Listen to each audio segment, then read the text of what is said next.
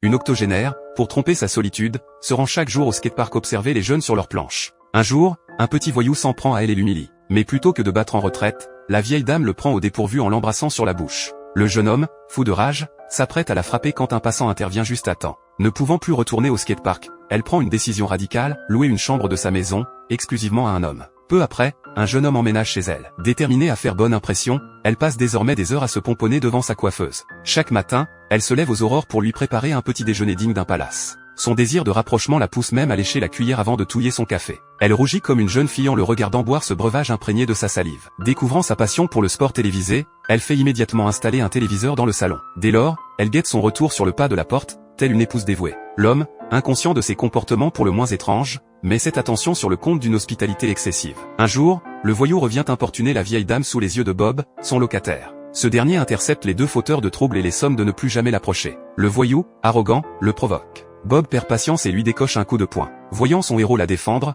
la vieille dame est persuadée d'avoir trouvé l'homme de sa vie. Elle s'empresse d'écrire à sa correspondante, enjolivant outrageusement leur relation. Un matin, Bob s'apprête à sortir quand elle apparaît dans une tenue ridiculement jeune pour son âge, espérant l'accompagner en ville. Effaré par cet accoutrement, Bob invente un prétexte pour décliner. Elle n'insiste pas mais écrit aussitôt un tissu de mensonges à son ami. Bob l'aurait emmené faire un tour romantique en voiture. Au dîner, nouvelle tenue tout aussi criarde et inadaptée. Bob n'ose plus lever les yeux. C'est alors qu'arrive un coup de fil de sa correspondante. En plein road trip spontané, elle passe dans le coin et souhaite séjourner quelques jours. Les deux amis épistolaires vont enfin se rencontrer. Le lendemain, une beauté frappe à la porte, Sarah, la fameuse correspondante. Durant leur conversation, la vieille dame ne tarit pas d'éloges sur Bob, le regard rêveur. Mais quand Sarah veut en savoir plus, elle réalise avec gêne qu'elle ignore tout de lui. Désolé, je ne peux vous présenter que cette partie du film pour des raisons indépendantes de ma volonté. Pour découvrir la suite, recherchez le titre Room for Rent.